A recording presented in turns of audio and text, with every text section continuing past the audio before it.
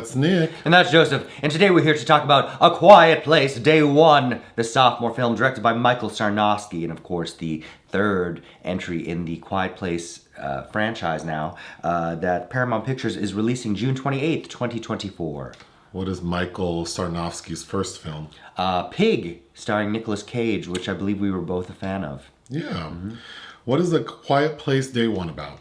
A woman named Sam finds herself trapped in New York City during the early stages of an invasion by alien creatures with ultrasonic hearing.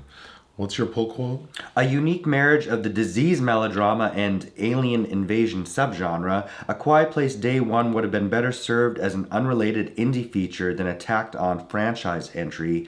Regardless, Lupita Nyong'o's superb performance undoubtedly enhances an obvious cash grab. Mine. This film should be called A Quiet Kitty, The Search for Fentanyl and Pizza. Oh, God. I also said alternate titles should be A Quiet Place, That Darn Cat, and A Quiet Place, Pizza.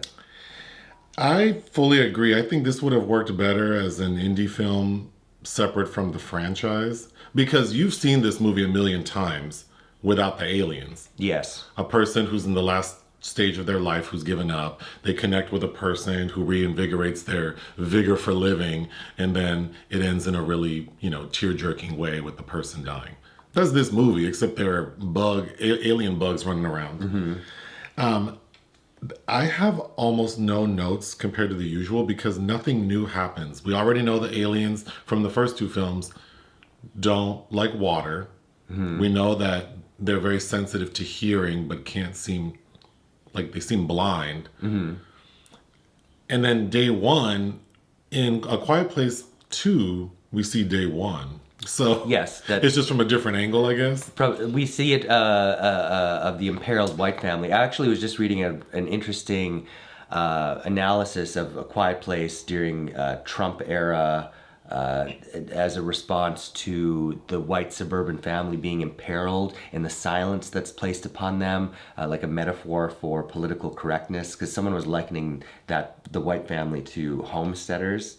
Oh. So okay. I think there are some interesting interpretations there. So the fact that Lupita's heading this film, it seems like they're trying to take that in a different direction, although I don't know where exactly. She's the best part of the film. By far.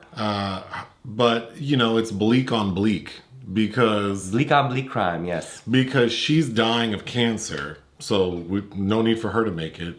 And we already know from the other films that the aliens are here 470 some days later.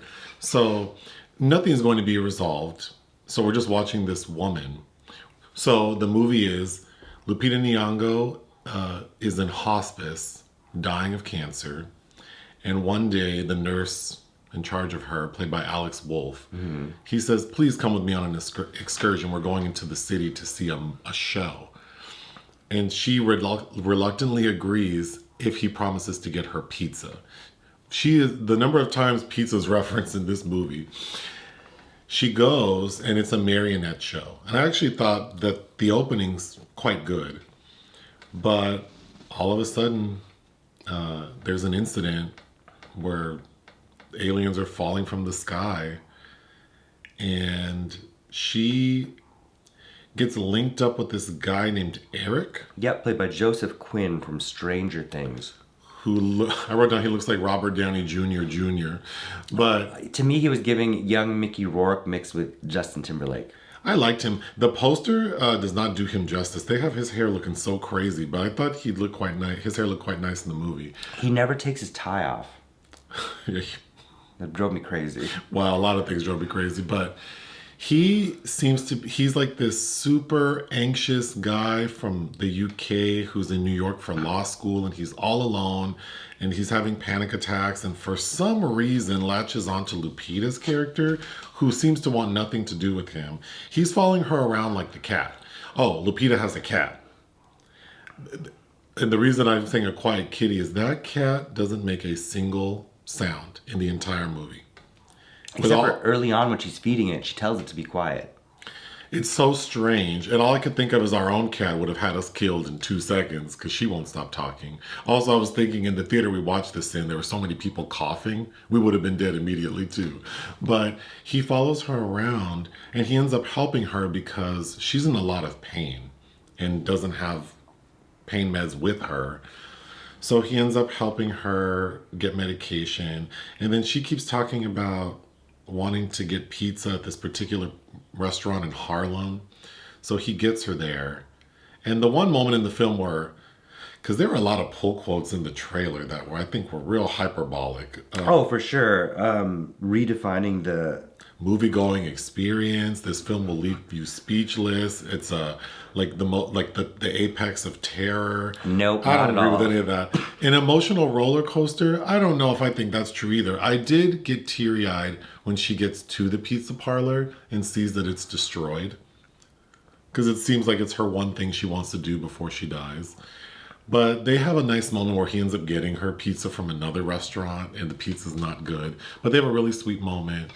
And then it's clear that what she plans to do is help him get on a boat. Because throughout the film, the military is announcing that the aliens are afraid of water. So you need to get to the port, like go south. And then we see a one ferry filled with people. So she seems, it would seem that her plan is to help him get there.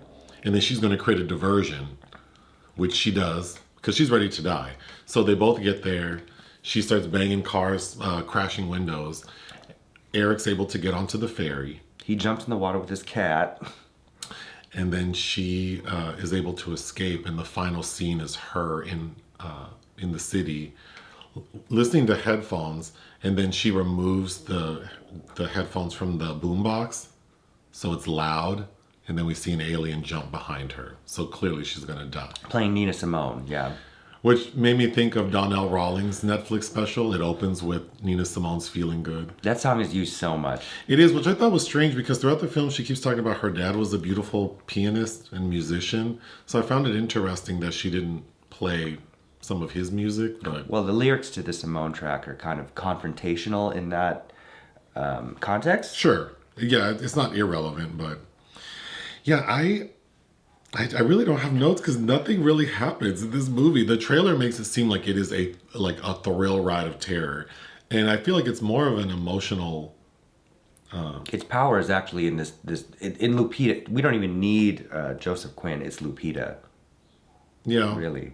yeah, because she's not talking, so she could have just been by herself roaming the city. But Like Will Smith in I Am Legend. I'm just gonna go through my notes. The film opens with saying that New York City averages 90 decibels, which is equivalent to a constant scream. I believe it. I like that. So her nurse is played by Alex Wolff, and I like him. He's really sweet. They kill his ass off so fast, like within the first 10 minutes. That made me sad. Djimon Hounsou, am I saying that right? Djimon? Djimon. Mr. Hounsou is in the film. And we know he's in A Quiet Place 2. He makes it to that island with Cillian Murphy, because we had already learned in that movie that the aliens are afraid of water. So we kind of get his origin story, I guess, which was Mr. Hounsou, is at the same marionette show as Lupita. So I thought the opening worked well. Mm-hmm. But yeah, the action dies off pretty quickly, and then we only get like 2 more moments with full-on action, I think. Well, if you've seen this overplayed trailer for months, you've seen all the action And scenes. then I rewatched the 2 trailers, the one from 2 months ago or 4 months ago, and then the one that dropped like 2 days ago. And it shows all the movie. All of the action is in the trailers. The other hour is Lupita walking around quiet with this guy following her. And her cat. The name Frodo that has that actually overtakes something like Jonesy from Alien in a genre film. Sure. The saving of the cat. One cool moment is Lupita, who's in hospice, she ends up making her way with Eric to her old apartment, which is still intact. Yeah. So I don't know. She must not have been in hospice long. But they get there and they have a moment. Conveniently, it's raining with thunderstorms. So it seems like they're both sort of coming to terms with what's happening. And then they both start screaming when the thunder rolls. Shout out to Garth Brooks. Which I thought was a clever plot point. Like, it looked cool, and there was some emotion to it. Sure, it did feel convenient, kind of like him going to the pharmacy and getting over his anxiety with a cat following him, and then he follows the cat into this kind of lair where these creatures are. Okay, I thought that was weird because he seems panic-stricken and highly anxious, but then he's okay leaving safety to go get her meds. The cat, I don't know, this cat seemed like a magical cat. Like, it just didn't make sense to me. It's following them everywhere. And then when Eric goes to the pharmacy, the cat leaves its owner, who it has done everything to stay with, to go follow him. And then leads him back to where Lupita is. But then, like you said, another sort of, probably the most tense moment is when they have to walk through this fiery space where there are aliens roaming or crawling. But he doesn't have to. He follows the cat in there. Right.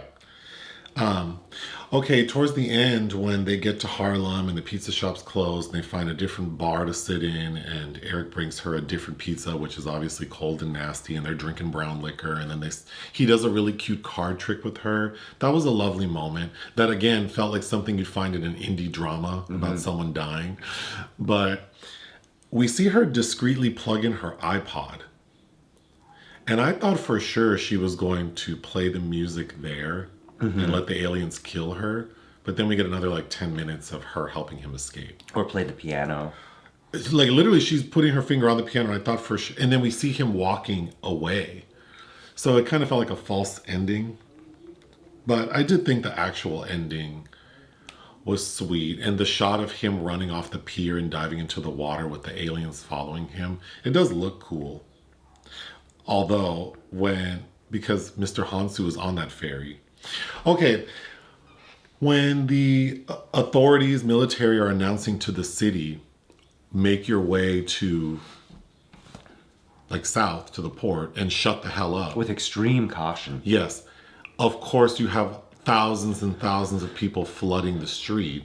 So another major action sequence is, of course, all these people can't be quiet walking. It made me think whenever I have in-person meetings with other adults, educated, employed adults, they can't shut up in the meetings.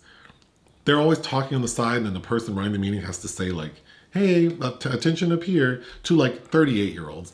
But then I thought, yeah, you think 100,000 people walking the streets of New York are going to be quiet, and we see people rolling luggage and wheelchairs. So of course the aliens get their asses. But then I thought it was a weird look that after that, the city is empty. Fully empty. Where'd all these millions of people go? And then we see the one ferry leaving that Mr. Hounsou is on. And I just thought, how did they get there? Well, yeah, how did they have to swim to the ferry? And how did they quietly get to the ferry? That seemed crazy. I'd be interested in seeing that. So then I thought, we don't need this version of, day one. There was nothing new to it. If it were not off the strength of Lupita Nyong'o's performance, this movie would be useless to me. Who stumbles upon or is carrying a paperback copy of Dawn by Octavia E. Butler, which just reminded me, where's that Amazon series from Ava DuVernay? I want to see, because it's about a black woman that's awoken centuries later in a post-apocalyptic Earth, and they're trying to repopulate the planet with a hybrid alien species. I want to see that. Oh yeah, that sounds interesting. But I think a better movie would have been watching all those people try to escape the city and maybe focus on it could have been Lupita, but yeah, it being more of a character study on her and the end of her life. Because we've seen the Spielberg version of War of the Worlds, I believe, uses a boat scene in the same way that shows the panic and a bunch of people dying trying to get on the boat. I'd be surprised. Well, I don't know. I think if you're going into this expecting an action-packed sci-fi alien invasion movie, you will be disappointed. But especially with what A Quiet Place 2 does. This is more in lines with kind of the human component of the family in the first one. Yeah. That being said, I think it's okay. I agree. I would give the film 2.5 out of 5. What would you give it? Same. And again, I'd see it for Lupita. Mm-hmm. Is this the first Hollywood film that's been led by that's a genre film led by a black woman since Ma? With Octavia Spencer? It might be, which I learned recently was written for a white person, which explains a lot about that movie. Oh, interesting. Join us on Patreon and listen to our podcast. Bye.